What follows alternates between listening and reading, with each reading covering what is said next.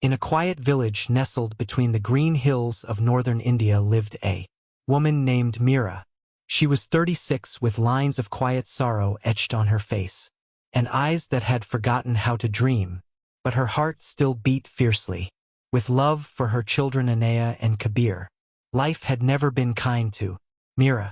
10 years ago, during a violent monsoon storm, Meera's husband, Rahav, left the house after an argument, furious over their growing debts and the weight of responsibilities he never learned to carry.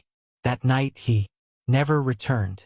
Some said he boarded a train to the city to escape it all. Others whispered he had taken his own life near the riverbank. No one knew for sure. What remained was silence, and Meera left to pick up the broken pieces alone. Since then, Meera had worn both the hat of a mother and a father, her dignity stitched into every torn piece of her sari. Each morning, before even the birds dared to sing, Meera would rise, wrap her faded dupatta around her head, and walk into the misty dawn to sweep and scrub floors in the homes of the well-fed and well-dressed. Her hands had grown calloused, her back constantly ached, and her soul was quietly bruised by the cold glances of society. The few UPs she earned barely covered the cost of rice and lentils. Milk was a luxury. New clothes were a fantasy.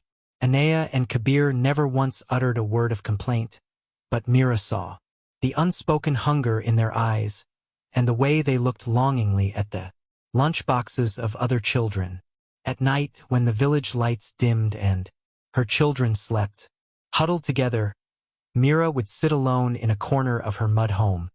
She would stare at the cracks in the wall and whisper, "Why me?" Her tears fell silently like the rain no one notices. The village women often whispered behind her back. "That luck follows her," they said. Their words became shadows that Meera couldn't shake off, and slowly she began to believe them. There were nights she hated her life, not for herself, but for what her children were being denied. One afternoon, Annayia came home from school, tears spilling down her cheeks. "Ma!" she cried. "The girls laughed at my torn clothes. They said I looked like a beggar." Meera held her daughter close, whispering, "You're a queen in my eyes, Annayia. Clothes don't define your worth." But inside, her heart broke like a dry twig. That evening, Kabir came to her with a drawing he had made at school. It was a stick-figure family under a bright sun, and in the center was a smiling woman with wild hair and large hands. He had scribbled under it, "My superhero Ma." Meera's breath caught. She hadn't seen herself through her children's eyes until that moment. They didn't care for silk or silver. They loved her. Her tired hands were heroic to them. That night, something shifted inside her. A flicker of strength, gentle but fierce, lit up her heart. The next morning, Meera woke not with dread, but determination. She said to herself, "No more tears. If I am all they have, then I must be more than I've ever been." She began taking on extra work, mending torn clothes, stitching blouses, even learning to embroider at night. Her fingers bled, but her spirit didn't. With her first little savings, she surprised Annayia with a new blue dress and gave Kabir a second-hand sketchbook. The joy in their eyes was worth more than gold.